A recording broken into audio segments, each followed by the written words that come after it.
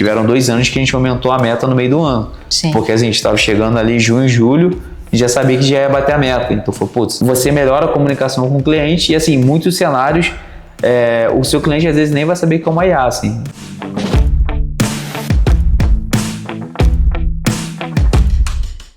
Olá pessoal, começamos agora mais um Pele em Risco. Hoje o Pablo assume o papel de convidado para conversarmos sobre os principais erros que as empresas de serviços cometem em vendas, além de compartilhar boas práticas e mostrar como a inteligência artificial pode ser uma grande aliada para conquistar mais clientes e tornar o processo comercial muito mais eficiente. Se você presta serviço, está enfrentando dificuldades em vendas ou quer entender como a inteligência artificial pode transformar seus resultados, esse episódio é para você. Fala pessoal, será um grande prazer compartilhar minha experiência de vendas e vamos lá para mais um episódio. Bom, vamos começar então. Você tem um perfil bastante técnico, né? Você era dev. Sim. Então, como foi trazer para a área de vendas esse perfil técnico e juntar com o conhecimento de vendas que você teve que estudar bastante para a área, né? Boa, porque querendo ou não, quando você é desenvolvedor, toda essa parte de processo, a gente acaba, porque todo código, né? A gente sempre pensa em processos. E vendas nada mais é do que um processo bem definido, bem estruturado para você vender mais. É lógico que quando você vai falar com o cliente, né, você acaba tendo, principalmente em reuniões presenciais, você acaba tendo que sair um pouco ali da timidez, até porque no início da empresa a gente acaba atendendo cliente de diversos tamanhos, de diversos locais. Eu lembro uma vez que eu fui fazer uma reunião com um cliente, ele tinha uma loja de roupas, e a reunião foi em pé ali no balcão, então... Meio amador, né? Exatamente. Então isso, querendo ou não, você vai treinando, né? Vai adaptando para os cenários que você vai atender no futuro. Então, eu acho que muito veio da necessidade de vender, porque quando você monta qualquer empresa, qualquer segmento, seja de serviços ou não, você precisa vender para ter novos clientes. E a única maneira, não existe ninguém melhor para vender o produto ou serviço do que o fundador da empresa.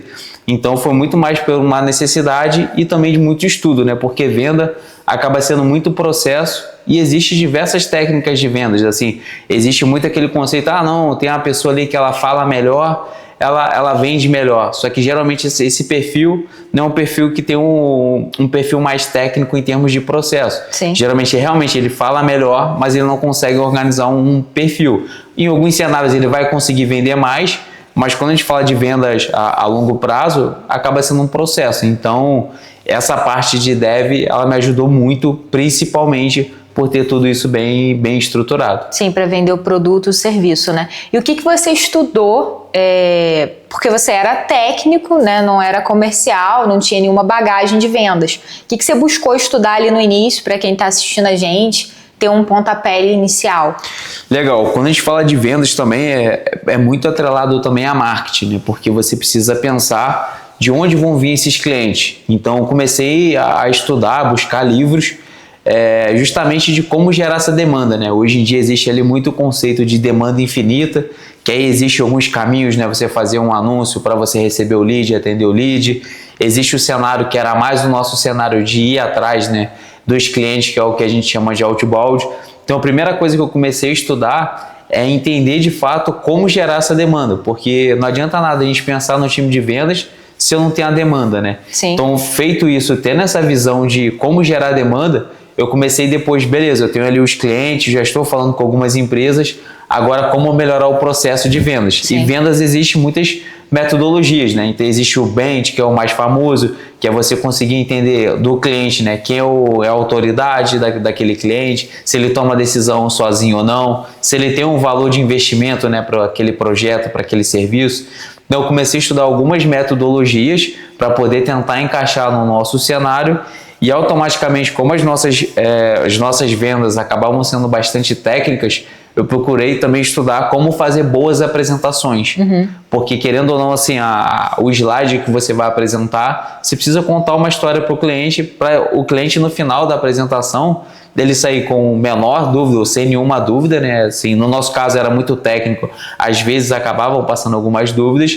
A gente precisa ter essa estrutura e também gerar valor para o cliente, porque, querendo ou não, se eu só mando uma apresentação igual as nossas primeiras propostas, que era ali uma página no Word, né, em branco, com 3, 4 coisas que iam fazer e o valor, o cliente ele vai tomar uma decisão só pensando em valor e automaticamente o escopo daquele serviço, né, não está 100% claro. Então, no nosso caso, por ser serviço, tinha todo esse trabalho de detalhar o escopo para quando esse projeto entrasse, ele conseguisse também ter uma boa evolução, porque isso também acaba sendo um grande diferencial, né? Se você vende certo, dificilmente esse projeto vai dar problema na operação. Agora, se você não vende certo, certamente esse projeto ele vai trazer problemas. E você sempre apresentava as propostas, nunca eram enviadas apenas, sempre havia uma apresentação para o cliente. Sim. Você acha que isso se comporta para todos os tipos de serviço? Geralmente, assim, na minha opinião, existem alguns estudos hoje, né, que dependendo do ticket médio, acima de R$ 1.500, faz sentido você ter a apresentação ou não. Querendo ou não, quando você tem um ticket médio mais baixo, geralmente o grau de informação do seu cliente também ele vai ser mais baixo. Então, eu acho que a apresentação, de certa forma, ela acaba ajudando, de fato, o cliente a entender e você consegue gerar mais valor para o cliente. E é mais um momento de você estar com o cliente ali.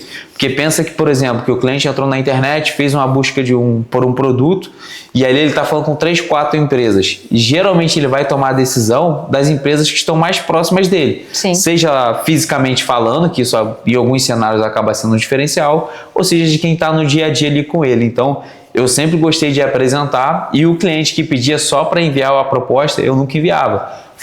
Eu sempre argumentei, eu tinha ali o argumento de, querendo ou não, é um projeto que ele precisa entender. É muito técnico, É muito técnico, é como você fazer uma casa. Não tem como você, o engenheiro ele vai te passar um documento, custa tanto, vai demorar tanto tempo. Querendo ou não, você vai olhar só o valor e se vai tomar decisão ou não. Então, os clientes que não queriam a apresentação, eu já sabia que aqueles clientes não estavam prontos para contratar o serviço, e automaticamente também não eram os clientes que eu tinha maior prioridade, porque claro, se ele não quer investir 1 hora para escutar como o projeto dele vai ser, durante o projeto esse cliente, o quanto esse cliente de fato ele vai investir de tempo, né? Então, sim, isso era bem importante até para que os projetos saíssem, né, no prazo como um todo. E aí você falou de estrutura de proposta. Você consegue detalhar um pouco mais como seria essa contagem de história, entre aspas, né? Só para quem está com dificuldade mesmo de montar uma proposta, uma coisa bem breve. Legal. Acho que quando você vai montar uma proposta, é importante você ter a história da empresa, porque isso faz conexões com o empreendedor que está ali do outro lado. É lógico que vai depender para quem você está vendendo, né? Quando você vende um projeto para uma empresa um pouco menor, vou dizer assim, que tem ali na casa ali até de 100 pessoas, geralmente você vai falar com o dono ou com o time ali de marketing, dependendo do cenário. Só que você consegue gerar muito mais valor com o cliente quando você conta a sua história, porque querendo ou não, você gera uma empatia, né? Uma conexão. Então, ter ali uma história da empresa, ter também os principais prêmios, né, que a empresa ali recebeu, certificações, que isso tudo gera valor, e ter case segmentado. Então, se eu estou falando com um cliente de moda, cara, eu não vou trazer um cliente que eu fiz aqui de construção, por exemplo. Tem que ser um case que é mais próximo daquela realidade. E a proposta, assim, ser o mais detalhada possível, porque querendo ou não, como eu falei, você evita problemas na operação, e quando você finalizar a apresentação, você já tem uma data marcada do segundo passo. Porque se você não tem essa data marcada, não, vou te enviar a proposta por e-mail. Aí o cliente ele vai seguir a vida dele, você vai seguir a sua, e aí você vai mandar aquele WhatsApp frio para ele, aí conseguiu ver a proposta? Eu acho que é sempre legal ter uma data já marcada. Quando que a gente pode voltar a falar na proposta? Posso te ligar daqui 1 semana, tal hora? Você marca na agenda, manda um convite para ele saber que você está ali, que é melhor você ter um feedback negativo, que seja rápido, do que o cliente ficar te enrolando. Vou falar com mais alguém, vou apresentar para o meu sócio, vou falar, não sei. Então, esses pontos acabam sendo bem importantes, porque isso vai te dar cadência, né, para você saber ali a previsibilidade daquele projeto, a venda daquele projeto, e o cliente também você consegue ter ali um grau ali do cliente, tá o famoso frio, morno, quente, né? Sim. Você vai saber também a temperatura do cliente. E você falou sobre case, né? Só que quando a empresa está iniciando, ela não tem case. O que ela pode apresentar para trazer essa credibilidade? Eu acho legal, quando você não tem case nenhum, e agora a gente está passando isso, né, no nosso novo projeto, acaba vendendo, você precisa ter alguma demonstração, algo que você fez. Por exemplo, no nosso caso lá atrás, quando a gente começou a implantar projetos na Vetex, Toda vez que eu ia vender um projeto Vetex, eu não tinha o primeiro. Sim. Isso acaba, querendo ou não, em muitos cenários, faz uma diferença muito grande. E até em segmento, né? Porque às vezes o cliente queria ver um case do segmento dele. Então, assim, o caminho mais natural é você tentar também buscar algum projeto que talvez você não tenha lucro, mas que também não tenha prejuízo, para você ter aquele projeto dentro de casa, para você poder vender aquele projeto. Porque assim, o primeiro projeto você não vai conseguir ganhar dinheiro com ele. E existe um ponto também que é bem importante, tem que ter muito cuidado com, eu quero fazer case, e começar a cobrar barato para fazer muito case. Só que você tem que entender o quanto de esforço esse cliente ele vai trazer para o projeto. Porque no nosso começo eu acabei fazendo vários clientes, eu pegava, vamos fazer um case de tal segmento. Só que o cliente do outro lado não colocava esforço. Sim. E aí você está colocando esforço na empresa, e a sua empresa está crescendo, e aí quando o cliente ele quer voltar com um projeto, às vezes aquele case já nem é mais importante, você acaba tendo um desalinhamento de expectativa com aquele cliente. Sim. Então, quando você buscar case, acho que é legal ter o primeiro case, mas mostrar também o quanto que, por exemplo, a tecnologia é flexível para novas, para fazer em outros segmentos, então vai muito também do discurso comercial. Ou se você não tiver nenhum cliente, pelo menos assim, eu vendo, no caso ali, implantação de e-commerce, tem que ter uma lojinha montada para você mostrar a funcionalidade, mostrar que você conhece a plataforma, né, a tecnologia, o que você está vendendo. Legal. E qual o erro que você mais vê as empresas cometendo em vendas? Eu acho primeiro, não ter um processo claro de fato de vendas, como é esse processo, né? O cliente, dividir ele, né? Os clientes que eu estou buscando e os clientes que estão vindo de mídia paga, porque são cenários totalmente diferentes. Porque o cliente que está vindo de mídia paga, ele já tem o interesse, ele está muito mais inclinado a comprar. Então é muito mais fácil você vender para ele, ou de indicação, né? Que a gente tinha bastante projetos de indicação. Agora o cliente que você vai atrás, ele pode até se interessar pela abordagem que você fez, mas você precisa ser muito mais vendedor. Você precisa, a história que você vai mostrar, você precisa mostrar com muito mais eficiência. Tem que entender de fato, né, na primeira reunião, qual que é a dor daquele cliente, que não necessariamente ele vai ter uma dor explícita. Às vezes você vai ter que cavar aquela dor na reunião ali, ele topou fazer uma reunião, quero fazer uma reunião para conhecer. Você tem que cavar qual que é a dor dele, porque muitos dos clientes, às vezes, que vinham desse cenário, né, de ir atrás, que a gente chama de outbound, o cliente falava, tá tudo perfeito, mas eu quero te ouvir. É difícil estar tudo perfeito ele querer ouvir um outro parceiro, é estranho isso. Só que você precisa conseguir cavar e entender exatamente qual que é a dor daquele cliente. Então, acho que o principal erro é você tratar os dois clientes, né, o que vem atrás de você, ou para o parceiro, e os clientes que você está indo atrás, você tratar da mesma maneira, porque não é a mesma maneira. E automaticamente esses clientes que você vai atrás, eles vão ser mais difíceis de fechar, porque você precisa fazer um esforço maior para fechar aquele cliente. E é muito natural, e quando a empresa também, geralmente a maioria das empresas não tem um time de venda muito estruturado, o vendedor, o dono, ele acaba atendendo os leads, os dois cenários, ele acaba indo para onde está mais fácil fechar também. Claro. E aí depois você toma uma decisão que aquela área de prospecção não está funcionando tão bem. Mas é porque a abordagem, o time de vendas, a estrutura, querendo ou não, ela é diferente. Então, o maior erro é você misturar e tratar tudo como a mesma coisa, porque no final do dia não é tudo a mesma coisa. Então, são cenários diferentes. Sim, realmente a galera comete esse erro. A maioria dos casos, assim, você vê o pessoal fazendo isso. E querendo ou não, assim, para quem vive muito de indicação, mídia paga, existe muito aquela questão, mas você é sócio do Meta, mas eu prefiro ser sócio do Meta, do Google, do que você depender de indicação. Que isso, no nosso cenário, né, antigo de agência, é muito comum. Porque a indicação você não controla. E se você não controla a entrada de leads, você não consegue controlar a previsão de vendas. Então não adianta você falar, ano que vem eu quero vender X mil reais, X milhões de reais, se você não controlar a entrada de lead. Porque no final, vendas, você não consegue definir se o cliente ele vai comprar de você ou não.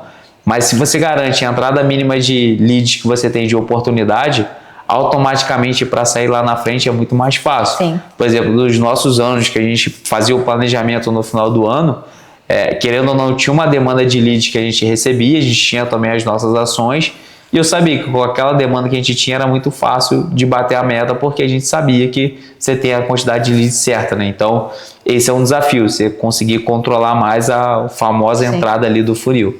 E é legal ter múltiplos canais que venham esses leads. Você hoje, olhando, né, os influencers, por exemplo, e tem muitos CEOs indo para essa área de criar conteúdo. Você acha que é um bom canal de aquisição de clientes? Eu acho que hoje, assim, querendo ou não, quando a gente fala de 2022, ali 2020, 2022 foi o ano que nós crescemos bastante. Naquela época eu utilizava muito mídia paga, de fato, e toda a parte de parceria. Hoje a gente está indo cada vez mais, né, os donos ali, os CEOs das empresas, indo mais para as redes sociais. Eu acho que o grande ponto que tem que ter é ter uma regra, ter uma visão clara se aquilo que ele está fazendo realmente está gerando demanda, ou se não está fazendo porque ele gosta de fazer, ou às vezes, muitas das vezes, ele nem gosta de fazer, mas está fazendo porque o marketing falou que tem que fazer. Então eu acho que precisa ter uma visão clara de realmente qual a demanda que ele está gerando. Mas com toda certeza, quem consegue acertar é o lead mais barato que você vai ter, porque ele já te conhece, e uma vez que ele já te conhece, é muito mais fácil dele comprar. Então, o tempo de venda daqueles clientes, com certeza, vão ser muito menores. Então, hoje eu acho que é legal pensar no mix de canais, né? Você ter ali a mídia paga, que é inevitável. Sim. Você ter a mídia orgânica, mas é um processo mais a longo prazo. E as redes sociais também hoje com os influencers, né? Às vezes não vai ser o CEO, às vezes vai ser alguém do segmento que é referência, mas isso acaba trazendo também uma demanda e são os leads que vão estar mais próximos de comprar. Não vão ser aqueles leads que estão frios, né? Porque tanto que vem de mídia paga e o de outbound, né, que a gente chama de você ir atrás, são leads que o mídia paga ele já te conhece, ok, mas querendo ou não, ele acaba sendo um lead frio, ele te conhece porque ele entrou lá e se cadastrou. Mas ele é um lead frio porque ele ainda não tem nenhuma relação com você. E o outbound é a mesma coisa. Quando a gente fala de influencer, querendo ou não, ele já tem uma relação com você, ele já te segue. Então a taxa de conversão tende a ser muito maior. Então acho que hoje pensar no mix, né, de canais acaba fazendo bastante sentido. E você fez muito isso na M3 com o podcast, né? Que você conseguia chegar em empresas maiores convidando o CEO ou a pessoa de marketing, e-commerce para o podcast. Exato, porque querendo ou não, o nosso mercado ele já está muito saturado de prospecção. Hoje todo mundo que trabalha numa empresa que ela é minimamente relevante recebe 1 milhão de e-mails por dia de prospecção, recebe um monte de WhatsApp. Então, querendo ou não, está todo mundo. E no final do dia, as empresas se vendem muito próximas, né? Eu sou a melhor agência, não sei o que lá. Eu tenho um prêmio XPTO. Então, querendo ou não, é difícil você se diferenciar tanto de uma empresa para outra. Assim, no final do dia, as empresas são muito próximas e entregam serviços de níveis muito próximos também. E o podcast, eu abordava a pessoa ali que era referente da empresa para trazer ela para a próxima, para a gente poder falar de um tema e ela se sentia super valorizada, né? Isso para a gente foi uma virada de chave, a gente conseguiu fechar bons clientes assim, porque era muito mais fácil eu chamar um diretor de marketing de uma empresa grande e nós conseguimos falar com grandes empresas assim. Porque criava um vínculo, né? Exatamente, assim, é lógico que na época a gente ainda estava nesse processo mais home office, né? Então as gravações eram online e tudo mais. Acredito que se conseguir equilibrar, trazer para um modelo presencial, mandar um brinde depois, que era até um planejamento nosso, mas a gente acabou não executando, para criar uma relação maior com aquela pessoa. Se ela tiver uma necessidade de fazer um projeto, ela vai lembrar de você. E vários projetos nós conseguimos entrar exatamente com isso. E o nosso custo, assim, era um custo muito barato, porque assim, a edição era online, era um freela que fazia. A gente tinha uma pessoa, né, que era de marketing, que trabalhava com a gente, que tinha todo um trabalho, obviamente, o tempo dela e o meu tempo, mas assim, o custo era muito baixo. Assim, foi talvez a melhor ação com maior retorno e com menor custo de investimento. Legal. O que é difícil fazer, assim, porque a gente pensa muito em evento, vou patrocinar o evento X. Só que raramente aquele evento vai te dar ROI. É impossível, assim. Às vezes é mais sobre marca, né? Posicionamento exatamente, de marca. ou às vezes relação também, que você precisa ter com algumas pessoas, mais relacionamento com o mercado, mais de ROI mesmo. O podcast foi um dos principais canais pra gente. Legal. E ainda existe funil de vendas? Você ainda acredita em funil de vendas? E se sim, como você executa um funil de vendas, né? Como você monta? Legal, acho que o funil de vendas sim, ele existe, porque, como eu falei, né, vendas acaba sendo um processo, mas eu acho que não dá mais para separar as áreas como eram feitas antigamente. Eu tenho a área de vendas e eu tenho a área de operação. Muitas empresas tinham isso muito bem separado, né? A área de CS ali, de atendimento ao cliente. Eu acho que hoje a gente tem que pensar o cliente na jornada do cliente como um todo. desde quando o cliente ele conhece você, né, a sua empresa, então ele conheceu ali através de mídia paga, influência, não importa quais são os passos que ele precisa percorrer para garantir que você está conseguindo realmente extrair a dúvida dele e gerar valor para ele, porque não adianta nada vir por exemplo, um cliente de um influencer que eu não quero comprar com você de qualquer maneira, com aquela ansiedade de comprar aquela coisa toda, mas você não pegou exatamente a dor dela. Para quando ela for para a operação, você de fato conseguir atender a dor dela e conseguir ver novas oportunidades de negócio. Porque é muito comum, né, você olhar ali quando a gente fala de funil de vendas tradicional, quando o cliente ele compra, teoricamente o funil acabou. Só que não, você tem que pensar depois na retenção desse cliente e novas linhas de receita que você pode ter daquele cliente, ou até também ele te indicar para novos clientes, que vai ser um custo de marketing também muito barato. Então hoje eu acho que é muito mais pensar na jornada como um todo e talvez as áreas de vendas e marketing e operação, talvez elas trabalharem realmente juntos, porque querendo ou não uma coisa depende da outra. Então se vendas gera bastante leads se marketing gera bastante leads para vendas, ok, e a operação consegue entregar, então você tem um tripé ali que funciona super bem.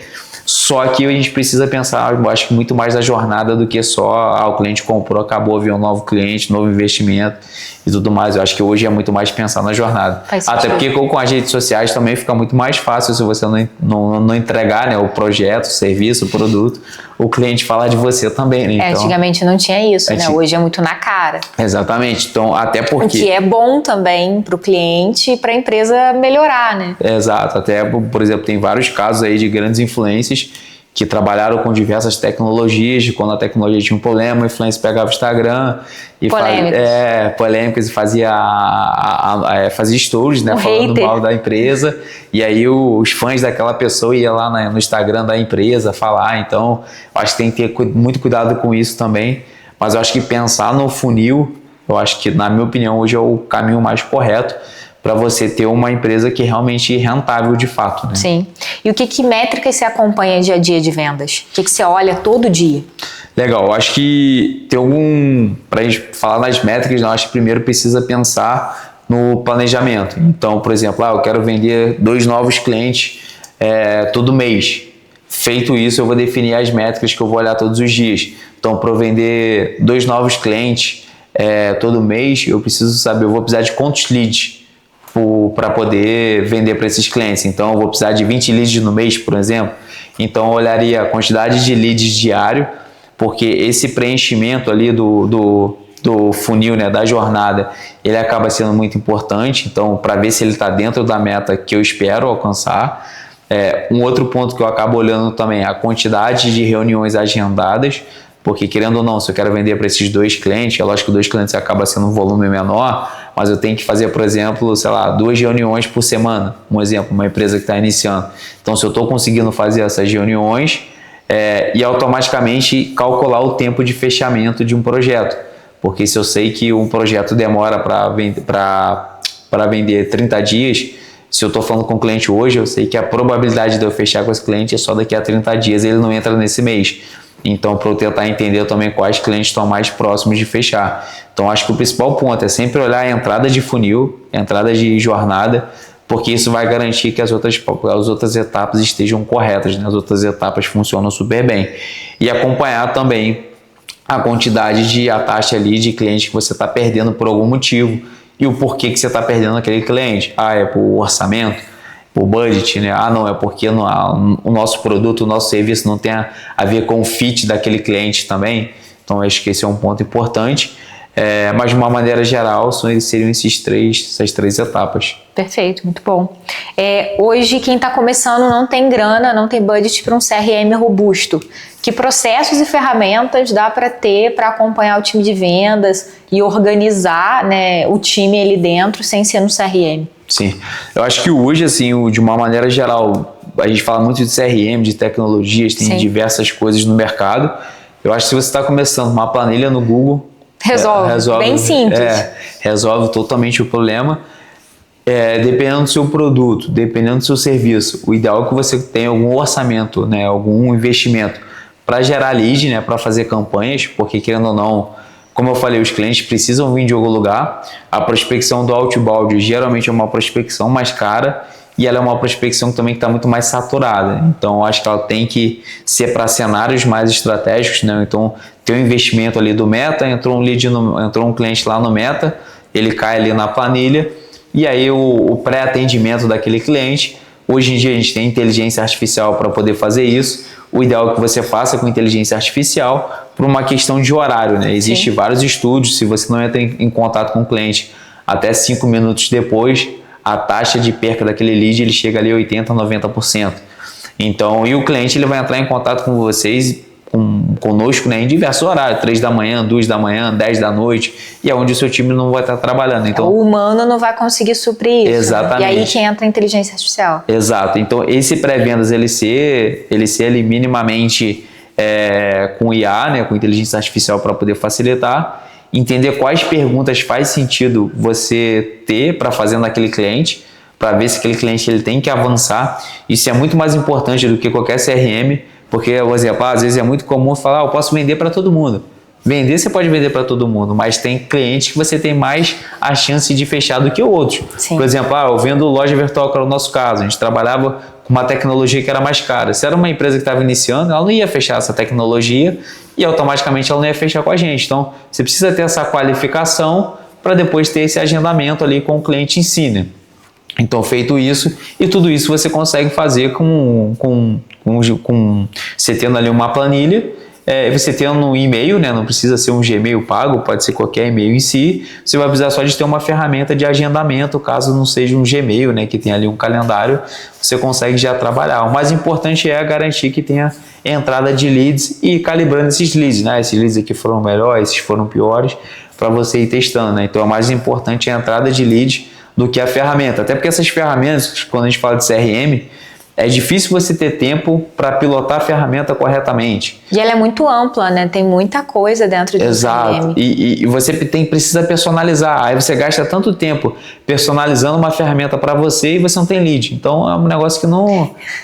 Você tem que resolver o seu problema de lead. Exatamente. Depois você pensa se faz sentido ter um CRM mais caro ou não. Primeiro você arruma o problema, né? Depois você corrige o problema. Exatamente. Assim, eu já vi várias empresas contratando CRM extremamente caro e que no final uma planilha fazia a mesma coisa. Por exemplo, você pega esses CRMs muito caros de mercado, cara, faz a mesma coisa do que um CRM mais barato faz no final do dia. E aí é um negócio que é muito mais complexo, você quer criar um campo lá, faturamento.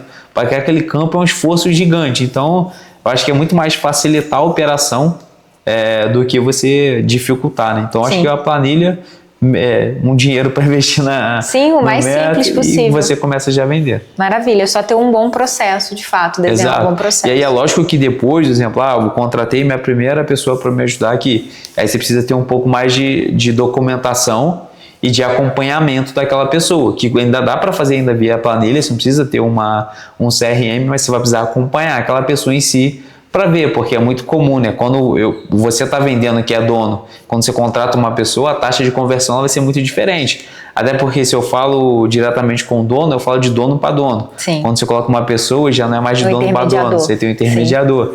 Então, automaticamente, e nem sempre ela vai ter o mesmo conhecimento que você tem, ela não vai contar a história da sua empresa como você conta.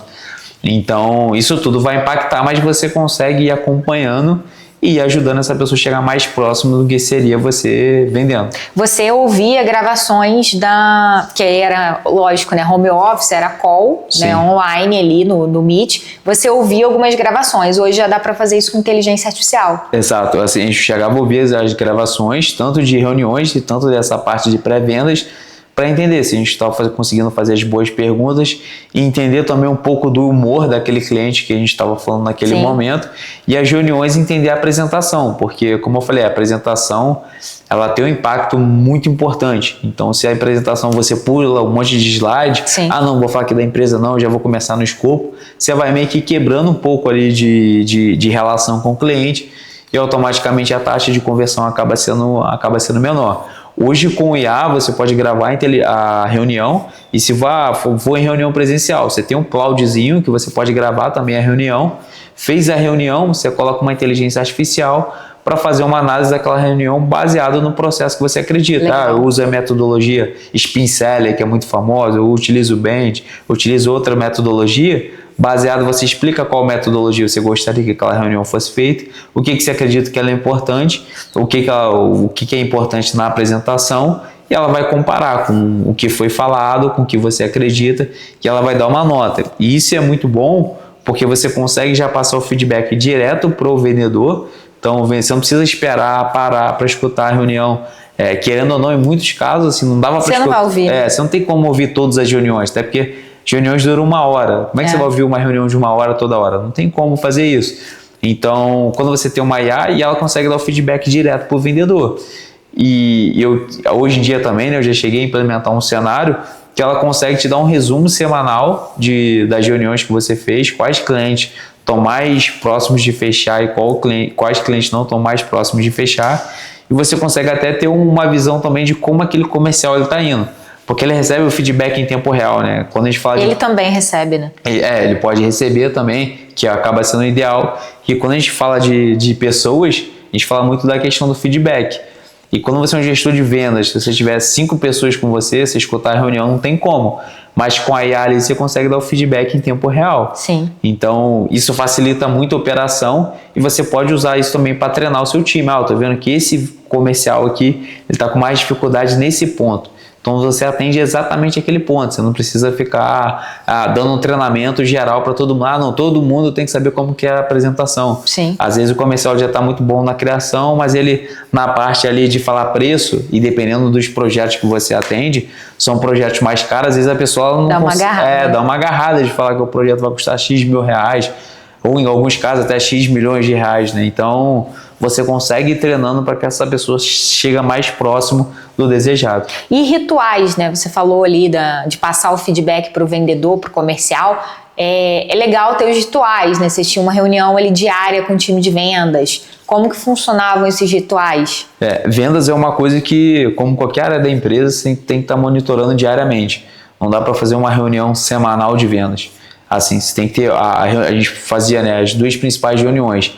Todo dia diária, de fato, cara, quais clientes você vai falar hoje, qual é o cenário, qual a dificuldade, como eu posso te ajudar. Porque como a gente trabalhava com projetos, muitos projetos eram complexos, que envolvia o que a gente chama de arquitetura de projetos, né, que tinha que estruturar o projeto de alguma maneira, simplificar o projeto às vezes para ter um lançamento mais rápido. Então, essas reuniões, as deles, serviam muito para ter esse bate-bola, ou até às vezes, né, tinha o Renatinho, a gente ia entrar em alguma reunião de vendas que era mais estratégica, então a dele era muito para isso, e a reunião de pipeline, né, que é basicamente a gente conseguir fazer uma revisão de tudo que foi feito na semana e tudo que será feito ali na próxima semana e a previsão de fechamento.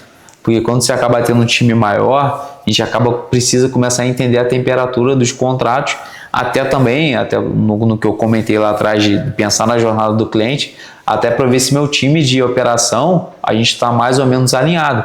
Porque isso aconteceu diversas vezes com a gente. Eu tinha um pipeline muito grande e o time de operação não tinha aquele time para tocar. Então já começava a falar, por exemplo, na época com o nosso time de operação, cara, tá para entrar esse projeto, ele é assim, ele é um time dedicado, e a gente já começar a pensar em alguma coisa em operação, por mais que aquele projeto não tinha fechado ainda. Então, para poder equilibrar as coisas, né? Então, tinha essa reunião semanal de pipeline e tinha ali o one-on-one, né, com cada pessoa do time ali para poder dar o feedback e acompanhar a evolução. Mas o ritual diário ele tem que acontecer todo dia, no primeiro horário da empresa, para poder todo mundo estar 100% alinhado ali com o objetivo da empresa. Tirar qualquer empecilho, né? Exato, até porque se você for fazer uma reunião no final do dia, a reunião ela já passou. E a partir do momento que ela já passou, às vezes projetos que às vezes acabam sendo estratégicos, às vezes existe muito isso nesse cenário B2B, né, que de venda de empresa para empresa. Às vezes a empresa é muito grande, ela está falando com a empresa gigante, mas nesse projeto ela não tem tanto investimento. E às vezes para a gente era estratégico trazer aquele cliente, só quem podia tomar essas decisões era eu ali, o Renato, que era o diretor de vendas, né? Então a gente acabava entrando também pensando nessa estratégia, né? Até pegando projetos às vezes de outros cenários que a gente não atendia, mas porque era estratégico. Então e entender também o ritmo que nós estamos indo, né? De vendas, que é um ponto bem importante. Até para saber, assim, tiveram 2 anos que a gente aumentou a meta no meio do ano. Sim. Porque assim, a gente estava chegando ali em junho, julho, e já sabia que já ia bater a meta. Então foi, putz, aí eu ia ficar o resto do ano à toa, no cara aumentar o volume aumentar a meta para poder esticar mais essa corda. Até falando de meta, você acha que a meta ela tem que ser quase impossível? Tem muita essa argumentação em vendas sobre meta, né? Que às vezes a meta não é tão tangível, e meta você acompanha por mês, não por 6 meses, né? Porque tem muita empresa que olha a meta no final do ano.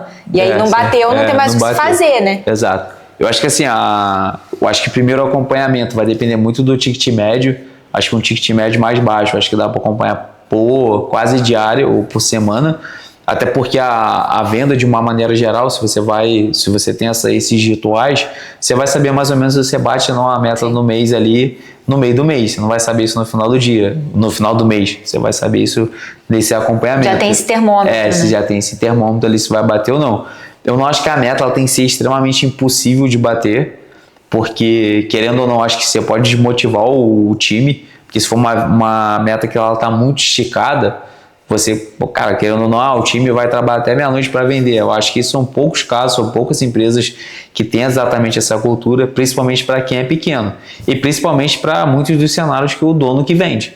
Então não adianta você falar, quero vender o que eu vendi os últimos 3 anos, quero vender esse ano. Mas você acha importante ter uma meta? Tem que ter uma meta. E essa meta você tem que dividir, você tem que entender bem o seu mercado. Por exemplo, o nosso cenário, a gente tinha algumas épocas do ano que era mais difícil de vender. Então, quando a gente fala ali de setembro até novembro, porque a gente tem um pouco ali de Black Friday, os clientes para projetos que eram recorrentes, projetos de evolução, que não eram novos projetos, e até migração ali de plataforma de e-commerce, os clientes não tomavam essas decisões nessas épocas. Então, era mais implantação. Sim. Só que sendo que depois que passava, os clientes tomavam mais as decisões. Então, você precisa também encaixar e entender um pouco mais de como funciona o seu mercado, para você desenhar a meta. E a meta ela não é uma coisa linear. Eu quero vender, 12 milhões de reais, então eu vou vender 1 milhão por mês. Não é assim que funciona. Então você tem que ter essas variações para você saber que no período de baixa você vai vender menos, mas que você vendeu mais num determinado período. E se eu quero vender mais, por exemplo, em março, abril, eu vou precisar ter gerado mais demanda, talvez em janeiro. Então, por isso que esse funilzinho e a jornada ali, a geração de demanda, ela acaba sendo muito importante, assim. E aí, se o time bateu uma meta legal, aí eu acho que para o próximo ano já vale a pena você dar uma esticada, mas com incentivos. Mas ter esse controle para não esticar muito e virar um negócio impossível, assim, de bater, e ter a estratégia clara também, que eu acho que esse é um ponto importante. Se eu sou um prestador de serviço, eu tenho mais de um serviço, eu tenho que ter meta por serviço. Boa. Eu não posso ter meta por geral. Eu quero vender X mil reais, 100 mil reais. Cara, eu vou mais 100 mil reais de qualquer coisa, que vender. Você precisa ter a meta por serviço, até para, mais uma vez, você saber o time que você vai ter e você entender quais serviços você consegue fazer ali o upsell, né, ou cross-sell, aumentar o contrato ou conseguir novos contratos. Então, às vezes eu tenho um serviço que eu tenho um ticket médio mais baixo, mas geralmente nesse serviço eu consigo conseguir outros serviços dentro do mesmo cliente. Ou é um serviço mais lucrativo. Ou é um serviço mais lucrativo. Melhor. Então você precisa ter essa separação para de fato você ir digitando ali para onde a empresa vai. Porque no nosso caso eu tinha a meta de anual, aí no caso a meta mensal e a meta por serviço. E aí, por exemplo, a gente queria parar de fazer implantação, não parar, né, mas reduzir a implantação porque era muito gargalo. Conforme eu batia a meta dos meus outros 2 serviços, o de implantação ia aumentando meu valor. Porque eu não queria vender muito aquele serviço mesmo. Então, mas eu estava batendo a meta dos meus outros 2 serviços. Então, eu sabia que eu ia bater a meta no ano e automaticamente eu tentava aumentar mais. Só para eles entenderem, né, que tá ouvindo, aumentando o valor do projeto. Do projeto, exatamente. Você literalmente aumentava, vendia por 250, agora é 300 mil. Exatamente. Até porque eu estou batendo a meta dos meus outros 2 serviços, né? Então você consegue ir calibrando. Sim. E os serviços que são mais lucrativos e que geram mais receita, geralmente esses serviços você tem que ir atrás, né? Porque se eu tenho um serviço que tem um ticket médio muito mais baixo, que era o nosso caso, evolução e time dedicado, eu tinha que vender muitos projetos de evolução para às vezes chegar a 1/3 de um projeto dedicado. Então, e o projeto dedicado era o que fazia a gente chegar na meta mais fácil. Então a gente buscava mais um estilo de projeto do que os outros, porque senão você acaba tendo que ter muito mais lead, e a toda a conta que eu falei, né, de quantos leads você precisa, taxa de conversão e tudo mais, você vai ter isso por serviço também. Então, se eu preciso vender sei lá, 100 projetos num ticket médio muito baixo, eu vou ter que ter talvez, sei lá, 1000 leads. E eu consigo ter 1000 leads? É viável ter 1000 leads? Porque senão tem a que ser conta realista, tem que ser realista. Então, a gente estruturando nesse formato para conseguir chegar na meta como tudo. Então, é quase uma ciência, né? Sim. E comissão de vendedor, né, do time comercial? É sempre um assunto polêmico e eu acho que você não estava esperando eu te fazer essa pergunta. Hoje você mudaria o formato que era a comissão? Você imagina um outro formato melhor do que pagar uma porcentagem sobre todo o serviço que aquele vendedor vende? Ou ele tem uma meta X, se ele não bater a meta, ele não ganha comissão? Legal, eu acho que no nosso cenário, né, a gente era bem agressivo em termos de percentuais ali de comissão.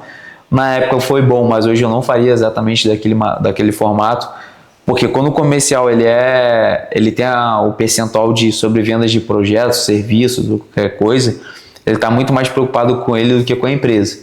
E quando você pode ter o percentual, mas se ele de fato ele atingir a meta mensal dele, aí eu acho que é um negócio mais justo. E não por projeto. E não por projeto. Então, eu atingi, minha meta é de vender 100 mil reais. Eu vendi 100 mil reais, beleza, eu vou ter um valor ali, talvez um valor fixo, não um valor percentual, porque esse percentual ele machuca demais a lucratividade do projeto em si, e muitas das vezes a gente tinha lucratividade ruim, porque a gente deu uma comissão alta, então isso não é que a lucratividade era ruim, né, mas poderia ser melhor, e a empresa também estava sempre investindo em novas pessoas, em nova estrutura, novos países, então a empresa também tinha toda essa parte de investimento que ela é importante, mas eu pagaria hoje se atingiu 100% da meta. Não tem assim, atingir 80% da meta, 80% não é 100%. Não é 100%. Então ele não recebe, no próximo mês ele tem que trabalhar para conseguir chegar ali na meta. E é lógico que dá para ter alguns incentivos. Eu vendi 120% na meta e ele conseguir esticar um pouco mais. Sim. Mas só pagaria comissão se ele bater 100% a meta dele ali. Não necessariamente a meta do time todo, né? A meta individual, e o time batendo toda a meta, talvez tenha uma bonificação extra, né? Mas é muito mais pensar para que esse objetivo ele seja alinhado, porque quando a gente desenha um planejamento, ainda mais no nosso caso, que a gente já estava olhando esse caso de M&A, que a gente acaba olhando outra estrutura, querendo ou não, quando você vai conversar sobre vender empresa, qualquer cenário desse, você já começa a mostrar suas projeções. Então, você não só bater a meta, não é só ruim porque você não vai receber aquele dinheiro e a empresa não vai crescer X%. É ruim porque você começa também a ter outras pessoas olhando a empresa e quando você não bate meta, mostra que alguma coisa ele está errado, que tem alguma coisa que não está calibrada, né? Então, eu acho que essa é uma mudança que eu faria com toda a certeza assim, do mundo. Assim, meta se realmente bateu a meta individual, se não bateu, não recebe nada. Um erro que eu vejo muitos empresários cometendo é que a comissão do vendedor, quando ela é fixa, por exemplo, um percentual sobre aquele projeto, ele não coloca aquilo na precificação. Sim. E aí aquilo sai do lucro, da linha final da DRE. Literalmente. Só que todos os projetos, só que o grande problema, assim, quando você até coloca a comissão, só que todo projeto ele vai ter uma negociação. E essa negociação quem vai perder vai ser a margem da empresa. Dificilmente a venda de um projeto é linear, né? Eu posso lá colocar na planilha 10% lá de comissão. Só que na etapa de negociação vai ter uma negociação que você vai perder alguma coisa. E esse perder alguma coisa, quem perde é a empresa, porque o comercial, como ele recebe percentual, ele vai estar muito mais atrelado. E quando o comercial ele recebe por projeto, ele quer vender qualquer projeto também. E isso acaba sendo um problema, porque assim, um exemplo, eu quero, no caso que eu comentei de 100 mil, quero vender 100 mil mensal. Eu vendi 80, agora falta eu vender 20. Ele vai pegar qualquer projeto ali e vai querer vender 20 para poder bater a meta dele. Agora, quando você tem a meta mais, a mensal de uma maneira geral, ele vai tentar vender mais, porque se ele extrapolar mais, ele vai ganhar mais por aquilo. E é diferente de você só ganhar um percentual. Legal. Hoje a gente está com a Scale IA, né, com a empresa, da parte de inteligência artificial aplicando, né, principalmente em vendas também, né. O que você acha que pode ajudar mais, além ali de gravação das calls, né, de trazer esse feedback para o vendedor com a inteligência artificial? Legal, acho que hoje a inteligência artificial para o time, eu acho que o time de vendas é o time que vai ser mais afetado de uma maneira geral assim, porque é onde tem mais soluções. Eu acho que as gravações acaba sendo um ponto bem importante para você treinar o time, melhorar o time. Para quem é do mundo físico, tem uma loja de roupa feminina. Se você comprar um Plaude, deixar um dia inteiro um Plaude com uma vendedora, amanhã o Plaude com outra vendedora, você vai conseguir saber o que aquela vendedora fala quando você não está lá e vai entender o porquê que ela vende mais ou menos que a outra. Então hoje você consegue ter cenário disso para o mundo físico, que eu acho que é um ponto importante. Isso para uma pequena empresa, que um Plaude vai ser mil e poucos reais, né? Exatamente, você consegue comprar ali, parcela, sei lá, em 10, 12, se não tiver o dinheiro, mas o ganho que você vai ter é muito melhor você descobrir que uma pessoa está vendendo mal e você trocar, do que você esperar 4, 5 meses, pagar uma rescisão na pessoa, aquela coisa toda, e vai gastar muito mais dinheiro. Então o Plaude no final do dia, ele vai ser barato para o time de vendas. Então acho que esse é um ponto importante. E aí existe um outro cenário também, que tanto as empresas digitais, vamos dizer assim, prestadores de serviços, e as empresas físicas não fazem também. Tem um cenário de, por exemplo, a empresa física pode usar muito isso, o cliente comprou com você lá. Cara, só que você nunca mais fala com aquele cliente. Você pode utilizar a inteligência artificial para entrar em contato e reativar aquele cliente. A mesma coisa vale para o digital. Entrou o cliente lá em contato comigo, falei com ele, ele não comprou. Perdi o lead naquele momento. Mas não quer dizer que eu nunca mais vou falar com aquele lead. Pode ser que daqui a 3 meses, 6 meses, faz sentido você reativar aquele lead. Então, você tendo essa estrutura, você tendo ali reativar esses leads, você consegue também abordar e automaticamente você vai vender mais, porque você vai estar entrando em contato com aqueles clientes, né? Então, acho que a reativação ali, a comunicação, a IA, ela pode ajudar muito. E a parte de pré-vendas hoje não tem um porquê de você não fazer com inteligência artificial, assim. Porque foi o que eu falei, o cliente ele entra em contato, ele quer ter a resposta ali imediato. Por exemplo, na SQL IA, entrou um cliente em contato às 3 horas da manhã e aí agendou a reunião para o mesmo dia ali. Então, imagina se fosse o atendimento humano, que vai chegar 8, 9 horas no escritório, vai pegar um café, vai falar com esse cliente 10 horas da manhã, 11 horas da manhã, o cliente já nem lembra daquilo, já perdeu o time, né? Então, pré-atendimento, eu acho que consegue atender, e dependendo do ticket médio, eu acredito que a inteligência artificial ela consegue também fazer 100% o processo de vendas. Eu acho que depende muito do ticket médio em si. O ticket médio mais alto, com certeza não, mas um ticket médio mais baixo fez totalmente viável de fazer. Até porque ela consegue responder em áudio. Consegue responder em áudio, ler imagem. Com a voz, né, da pessoa. Você, né, treinando ela consegue responder de uma forma... melhor do que o seu atendimento. Exatamente. Então, assim, eu acho que o ganho acaba sendo muito grande. E até porque quando você está, por exemplo, vendo um produto físico, estou pesquisando, quero comprar um tênis. Estou pesquisando entre 3 empresas que eu entrei em contato. Aquela que me responder mais rápido, naturalmente você tende a comprar. Sim. Então, querendo ou não, e hoje cada vez mais as pessoas querem esperar menos. Sim. Para pequenas e médias empresas é muito difícil ter um time de tecnologia e às vezes até um time de tecnologia não sabe inteligência artificial. Sim. Né? Como que a Scale IA pode ajudar essa galera? Que ela pode entrar em contato, a gente personaliza esse serviço para ela, ver as necessidades, as dores. Legal, acho que toda a implementação, todo cliente que a gente atende, a gente acaba precisando entender o cenário e entender de onde vamos consumir as informações, porque para a inteligência artificial ela funcionar bem, ela precisa ter uma boa base de informação. Então, por exemplo, se eu sou um restaurante, eu preciso ter acesso ao cardápio, né? Entender ali as nuances do cardápio, para eu poder treinar a inteligência artificial para ela poder responder da maneira que você espera. Se eu sou um e-commerce, eu preciso ter a integração com o catálogo do produto. Se eu sou, por exemplo, um psicólogo, eu preciso entender quais linhas, né, que você atende, quais linhas que você não atende, para poder fazer um atendimento, para entender se faz sentido agendar um próximo passo ou não com aquela pessoa. Então, a gente precisa sempre entender o cenário e entender de onde vamos comunicar, de onde vamos tirar essas informações. Sim. Feito isso, né, a IA, treinar a IA, ter uma primeira versão, fazer alguns testes, colocar ela em produção, né, colocar ela para falar com os clientes e precisa ir calibrando com o tempo também. Então, a gente precisa ir calibrando, essa resposta não ficou tão legal, dá para ajustar aqui, dá para ajustar ali, vou precisar de mais informações porque está faltando informação para ela responder de maneira mais precisa. Então, precisa ter esse acompanhamento também, mensalmente falando, para ir calibrando a inteligência artificial, porque com toda certeza ela vai chegar melhor do que o seu atendimento. Isso é impossível hoje não acontecer. Não existe a falar, a inteligência artificial não vai atender melhor que a pessoa que ela vai atender, porque ela consegue aprender muito mais coisas, até porque a pessoa que trabalha ali, ela pode pedir para ir embora amanhã. Claro. O que você vai fazer? Você vai treinar outra pessoa mais 6 meses para ter o mesmo grau de conhecimento? A IA não vai te abandonar. Exatamente. E ainda tem essa questão, dá para utilizar, por exemplo, a gravação de áudio, ela responder com a voz da pessoa. É um segmento que as pessoas não gostam de mandar áudio, então vamos mandar só escrito.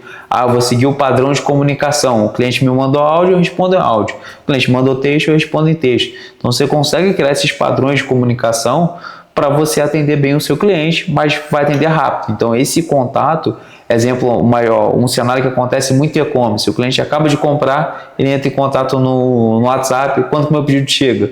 Assim, 90% das dúvidas do e-commerce é exatamente isso. Isso ela consegue fazer de forma extremamente simples, né? Então, acho que pensar nesses cenários são os cenários que você melhora a comunicação com o cliente e, assim, muitos cenários, o seu cliente às vezes nem vai saber que é uma IA, assim. É lógico que existem algumas regras que o ideal, né, e a regra é você sempre mostrar que é uma IA, um assistente e tudo mais, mas tem cenários que ela consegue atender tão bem e da maneira tão fluida quanto uma pessoa, assim. Vou deixar o QR Code aqui na tela para quem tiver interessado conversar com a nossa IA. E agendar a reunião. Exatamente, vou deixar o QR Code aqui. E agora, para finalizar, né? Se você pudesse dar um conselho para donos de empresas que são prestadores de serviço e que estão com a venda ali estagnada, o que você falaria? Boa, assim, para prestador de serviço, eu acho que o caminho mais fácil é você olhar para a sua base, entender quais clientes você pode vender mais para a mesma base, porque às vezes você precisa de dinheiro imediato, então é o dinheiro mais fácil, mais rápido que você vai conseguir. Então, olhar para dentro da base. Feito isso, olhei para a minha base, eu já vi aqui que tem cliente que eu posso vender, cliente que não posso vender e tudo mais, e agora eu preciso pensar em novos clientes. Quando a gente fala de venda B2B, de empresa para empresas e mais enterprise, né, para clientes maiores, é uma venda que, principalmente enterprise, é um relacionamento a longo prazo. Diversos clientes que nós fechamos grandes de fato, de verdade, empresas realmente relevantes no mercado, conhecidas a nível global, são empresas que você vai demorar de 6 meses a 1 ano para vender. Então, o ponto que você precisa entender muito claro é isso. Eu tenho 6 meses e 1 ano para vender. Esse é um ponto importante. Não tem 6 meses e 1 ano, preciso vender agora. Então, você precisa ter serviços mais baratos e de formas de vendas mais fácil para você entrar nesses clientes. E é até interessante falar que o recebimento de clientes grandes, eles também não são pré-pago, não. É 90 dias, normalmente, empresas globais. Exatamente. Então, a gente fala, se você quer fechar uma empresa muito grande em dezembro, você tem que ter começado a falar quase com ele em janeiro para você receber em março do próximo ano. Exatamente. A gente está falando de um timeline muito grande. E agora, feito isso, né? Beleza, eu vendo para clientes menores e tudo mais, você precisa começar a fazer ações para que chegue demanda para você. Hoje em dia o caminho mais fácil é mídia paga. Eu acho que não... beleza, tem um custo de CAC. O CAC, para quem não sabe, é o custo de aquisição. Você precisa fazer, né, as contas para entender se aquele custo de aquisição lhe faz sentido ou não. Mas o caminho hoje mais fácil que eu vejo é você começar a investir em mídia paga para começar a gerar demanda, para começar a chegar lead, para você começar a vender. Porque a venda, de uma maneira geral, geralmente as empresas que estão estagnadas são empresas que não estão preocupadas em gerar demanda. Isso serve para qualquer segmento. A gente falou de serviços, mas isso serve para uma loja física. Eu vendo bateria, por exemplo. Cara, se você não preparar, não se estruturar como eu gero demanda para aquele serviço, você lá automaticamente, suas vendas vai ficar à mercê de passar alguém em frente à loja. Então, se eu tenho uma loja física de moda também, moda feminina, se você não tem uma estratégia, você vai ficar esperando lá o pessoal passar para ver se alguém vai comprar, né? Então, ter essa estratégia de geração de demanda, para mim, é o mais importante. E hoje em dia, com o chat GPT da vida, Gemini, qualquer IA que você utilizar, você consegue conversar com ela e ela vai te ajudar a montar uma estratégia. E é lógico que eu sempre gosto de testar a coisa mais simples possível. Às vezes ela vai falar, você gravar X rios, não sei o que lá, bababá. Só que você tem que pensar no longo prazo. Tem ações que você vai fazer que é a curto prazo. Então a mídia paga ela é a curto prazo e tem ações que você vai fazer que é a longo prazo. Então o podcast mesmo que a gente está fazendo é um projeto nosso que ele é a longo prazo. Então se eu preciso gerar demanda, preciso conhecer novas pessoas, por mais que a gente tenha a cadência semanal, mas ele é um resultado totalmente a longo prazo. Agora se eu preciso de lead para hoje, talvez a mídia paga ela vai ser o caminho mais fácil, né? Então eu acho que precisa controlar a demanda. precisa controlar as pessoas que você está prospectando, que você está falando, para automaticamente você aumentar as vendas. Se você não controlar a demanda, você pode ter o melhor time de vendas, o melhor CRM, o melhor tudo, só que não vai ter ninguém para falar com você. A mesma coisa se abrir uma loja bonita no meio do deserto. A loja pode ter tudo, ar-condicionado, água, sorvete, picolé, só que você não vai ter ninguém para comprar, né? Então, pensar na geração de demanda eu acho que é o mais importante. E para quem é do mercado mais tradicional, não é comum. Então, quando você fala, por exemplo, quando a gente fala, sei lá, com loja física, você faz alguma coisa de mídia paga? Não faço nada. Então, não é comum a pessoa pensar nisso. Só que ela tem que pensar, porque essa geração de demanda é o que vai fazer, né, você crescer. A gente tem casos nossos, né, de conhecidos nossos que tem loja física e que, assim, a loja física dele só cresce e a loja do lado, no mesmo segmento, fecha. É lógico que tem produto, atendimento, tem outras coisas, mas a geração de demanda, ela é de fato o que vai ditar o jogo, né? Para onde a sua empresa vai.